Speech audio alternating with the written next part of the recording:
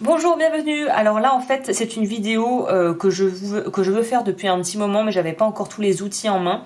Donc évidemment, n'oubliez pas que c'est à titre informatif et que ça ne se substitue absolument pas à un traitement médical, légal ou tout ordre légal qui soit.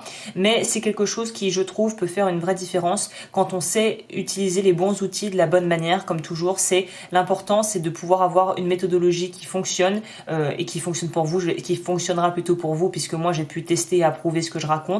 Encore une fois, ce n'est basé que sur ma propre expérience par rapport aux choses que j'ai pu entendre, lire, écouter et essayer et tester concrètement.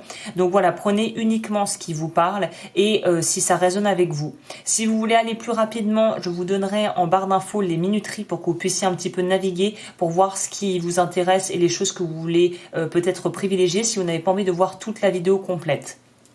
Cela étant dit, on va commencer déjà par se demander, pour les personnes qui se demanderaient justement à quoi ça sert de pouvoir formuler des vœux au moment de la nouvelle lune ou de la pleine lune. On pourrait remplacer le terme vœu par demande en fait, si on a des demandes à faire, tout simplement parce que en fait c'est un moyen hyper efficace au final et très puissant que beaucoup de gens ignorent de pouvoir en fait utiliser à notre avantage le pouvoir au final, l'énergie de la lune, donc de la pleine lune et de la nouvelle lune, pour pouvoir en fait pour pouvoir justement mettre en place les choses que l'on désire mettre en place ou pour pouvoir changer des choses et débloquer des situations, des choses dans nos vies qui nous bloquent.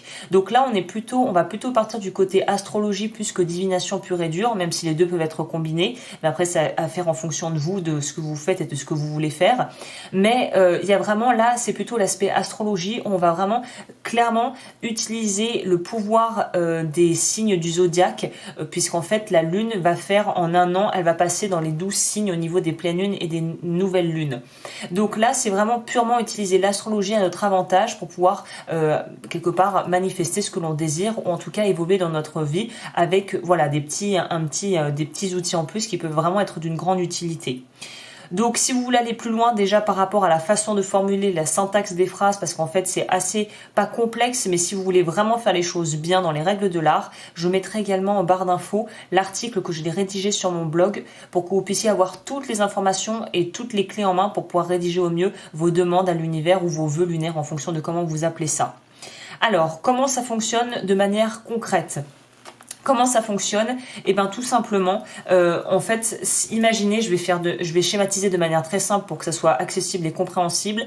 Imaginez qu'en fait c'est comme si 2 fois par mois, chaque mois durant toute l'année, on a en fait la possibilité d'appeler en gros, imaginez que il y a une personne de votre famille ou quelqu'un que vous appréciez beaucoup, que vous ne pouvez avoir au téléphone que bon maintenant c'est plus trop d'actualité avec la technologie, mais imaginez à l'époque où on avait voilà le téléphone, que le téléphone fixe par exemple et pas d'internet, ça n'existait pas. Quand il y avait certaines personnes qui habitaient par exemple à l'étranger, pour ceux qui ont connu ça, il fallait prévoir le truc, se fixer une date, une heure, parce qu'on savait qu'en fait il fallait surtout pas manquer l'appel, parce qu'en fait on pouvait pas appeler souvent les gens parce que c'était trop onéreux, trop cher ou trop compliqué en fonction de la situation.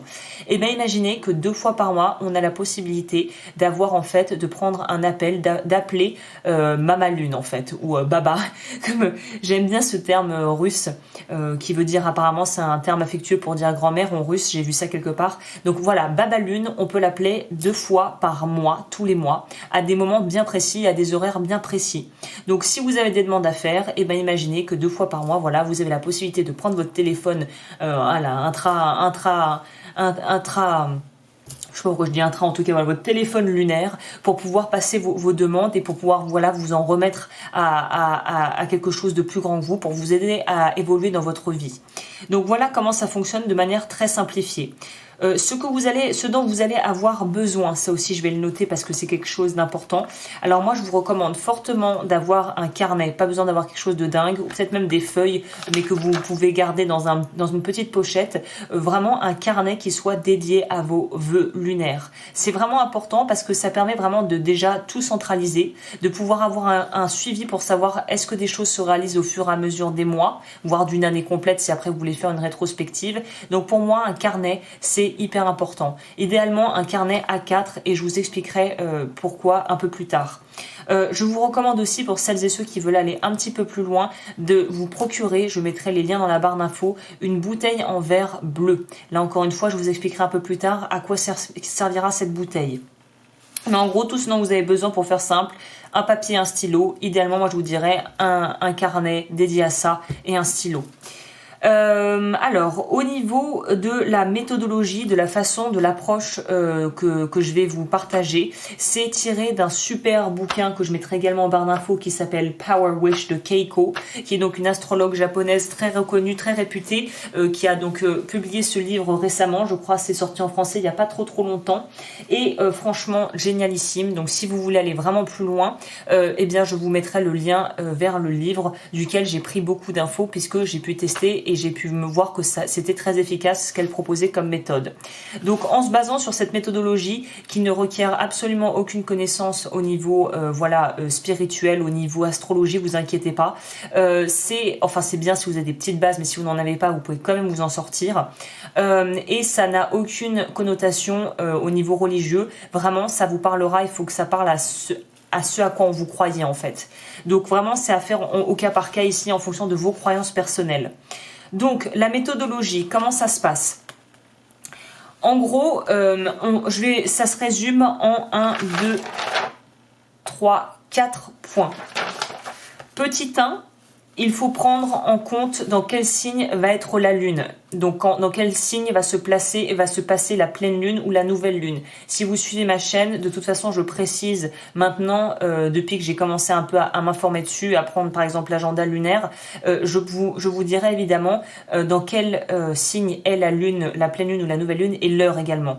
Vous pouvez aussi trouver ça très facilement en tapant sur internet, hein, c'est hyper accessible, donc ça c'est important de savoir, comme je vous disais, si vous avez des notions en astrologie en tout cas, que vous comprenez vraiment, que vous vous intéressez aux signes et à justement leur qualité et ce qu'ils peuvent apporter, c'est mieux. Par exemple, quand en astrologie, on sait que le cancer est lié plutôt à l'aspect familial, émotionnel, ressenti, sentiment. On va savoir que par exemple le Sagittaire va être en lien avec tous les projets qui vont demander de pouvoir s'expandre vers l'étranger, vers l'extérieur, avec un dynamisme en fait qu'a le Sagittaire. Donc vous pouvez déjà commencer par vous, par rapport à votre signe, voir quelles sont les qualités qu'ont votre signe pour vous aider aussi dans la rédaction de vos vœux, sachant que quand il y a une nouvelle lune ou une pleine lune dans votre signe, ça sera évidemment plus puissant pour vous. Ensuite, la deuxième chose, c'est écrire ses demandes sous forme d'intention. Alors voilà, ça c'est la base de chez Base. Il y a quelque chose qu'il faut que vous reteniez de ça, c'est il faut écrire à la nouvelle lune les choses que vous souhaitez sous forme d'intention, de liste en fait, de choses où vous voulez changer ou modifier ou que voilà vous voulez voir changer. Et à la pleine lune, on va plutôt formuler ça sous forme de message de gratitude en imaginant qu'on a déjà reçu ce que l'on désire. Donc nouvelle lune, c'est vraiment on envoie la lettre au Père Noël, on envoie la lettre à Baba Lune et à la nouvelle lune, oui, et à la pleine lune, on imagine, même si ça ne s'est pas encore produit, que tout ce que l'on a eu en fait, tout ce que l'on a voulu, tout ce que l'on a désiré est déjà là. Donc on est vraiment, il faut utiliser aussi le pouvoir de l'intention et aussi de la visualisation en se disant quand c'est nouvelle lune, on crée la demande, quand c'est pleine lune, on crée la demande mais en ayant déjà en tête qu'on l'a déjà reçue. Donc il y a une petite nuance à ajouter à la pleine lune. Pour vous donner un exemple plus concret, j'ai pris deux exemples, un au niveau pro, un au niveau sentimental, pour vous expliquer comment on formulerait des vœux en fonction de la nouvelle lune et de la pleine lune. Si c'était des vœux de nouvelle lune que je formule, pour rapport au travail, je pose l'intention de quitter mon travail afin de devenir indépendant, enfin je veux dire entrepreneur indépendant, freelance quoi, avant la fin de l'année.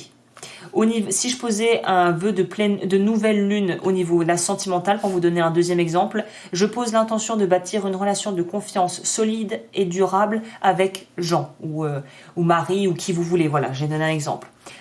Maintenant, écoutez bien la version pleine lune des mêmes vœux. Pour la première au niveau pro, j'ai quitté mon travail et je suis devenue freelance. Les projets arrivent facilement à moi. Je suis très heureuse. Merci beaucoup. Merci la vie. C'est ça l'aspect gratitude. Et le deuxième exemple que je vous ai donné, ma relation avec Jean est épanouissante et sereine. C'est comme dans un rêve. Merci la vie. Vous voyez la différence là, c'est une petite nuance, mais c'est une petite nuance qui fait toute la différence au niveau des formulations. Donc vraiment, ça c'est une base que je reprends aussi dans le blog. Donc si vous voulez aller voir l'article, n'hésitez pas, ça sera mis dessus. Le troisième point, c'est d'utiliser les bons mots et la bonne syntaxe de phrase, ce qui est relié à ce que je viens de vous dire en fait. Donc les mots clés qui ont un auto-vibratoire que vous pouvez utiliser, essayer de placer dans vos rédactions de vœux, je les mettrai également sur mon blog. Et le troisième point, je me suis perdue, le quatrième point là, c'est terminer de rédiger votre demande dans les 10 heures suivant la nouvelle lune ou la pleine lune. C'est-à-dire que si on sait que la pleine lune, heure française, se produira à 14 heures, il faut que à partir de 14 heures, vous avez 10 heures pour pouvoir rédiger, ce qui est quand même plus que suffisant, vos vœux lunaires. Si vous oubliez, c'est pas grave, vous avez un laps de temps jusqu'à 24 heures après la lunaison. Donc voilà, dans les 2-3 heures après la lunaison, c'est le top. Dans les 10 heures, c'est la tranche voilà de base. Et vraiment, 24 heures, si vous avez vraiment oublié, c'est le maximum en fait. Le nombre de vœux, pour les personnes qui se demanderaient quel nombre de vœux, est-ce qu'il y a un maximum? Alors apparemment, l'autrice dans le bouquin dit qu'il n'y en a pas. Moi j'ai envie de vous dire qu'au-dessus de 5 vœux, c'est un peu too much. Je pense que déjà 5 choses où vous posez vraiment clairement votre intention, c'est déjà énorme. L'autre chose que je rajouterais et que j'ai pas mise mais qui me paraît important de rajouter, c'est ce que je vous disais par rapport à la bouteille d'eau et la bouteille en verre. C'est important que ça soit du verre par contre, bleu. Et pourquoi je vous recommande de prendre, au début je vous disais de prendre un carnet et préférablement un carnet A4, c'est parce que pour les personnes qui veulent aller un cran plus loin, ce que vous pouvez faire pour vraiment encore plus augmenter la potentialité que vos vœux puissent être vraiment concrétisés dans la matière, les collages.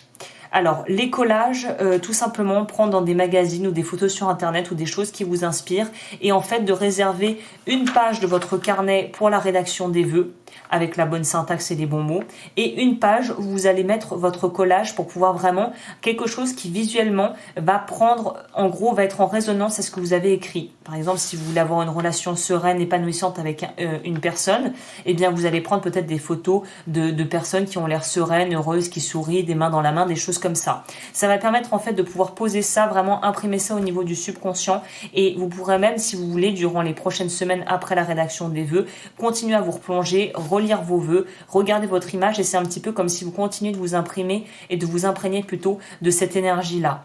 Si vous voulez aller encore un cran plus loin ou si le collage ça vous parle pas du tout, la chose en plus que vous pouvez faire par rapport avec notre fameuse bouteille bleue en verre, dont je mettrai le lien en barre d'infos si vous voulez quelque chose de qualité, c'est en fait au moment de la nouvelle lune ou de la pleine lune, donc après la date, l'horaire, ça va être de poser une bouteille d'eau remplie d'eau, préférablement de l'eau de l'eau potable, en tout cas, voilà, de l'eau qui est bien filtrée, et vous allez la mettre en fait tout simplement le soir venu sur la page où vous avez mis les fameux vœux et vous allez laisser ça infuser plusieurs heures. Voilà, je pense qu'après ça fait au feeling, vous pouvez laisser ça. Moi je vous dirais le soir, une fois que la nuit est tombée, de laisser ça dessus environ 1 à 2 heures et ensuite de boire l'eau le lendemain en fait.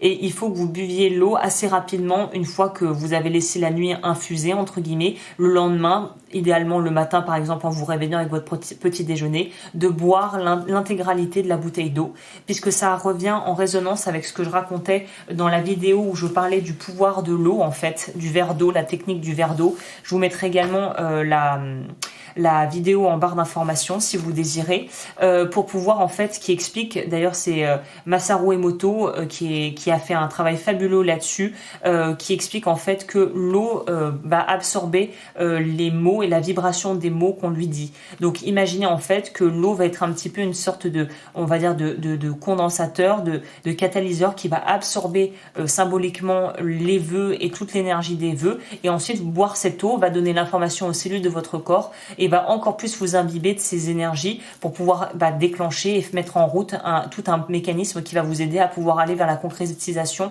de vos vœux. Donc voilà, c'est un petit plus, on y croit, on n'y croit pas, mais en tout cas c'est les méthodes vraiment les plus simples et les plus efficaces que je puisse vous proposer pour pouvoir vraiment aller utiliser le potentiel complet pour pouvoir utiliser au mieux les lunaisons. Donc voilà, bah écoutez, je vais pas faire trop long, j'espère que ça vous a plu. Si vous avez des questions, n'hésitez pas. Et bien évidemment, je vous retrouve bientôt pour de nouvelles vidéos. Et n'oubliez pas que toutes les informations seront listées en barre d'infos et que l'article du blog est disponible. Sur ce, je vous souhaite une très très jolie journée et je vous dis à très vite. Bye!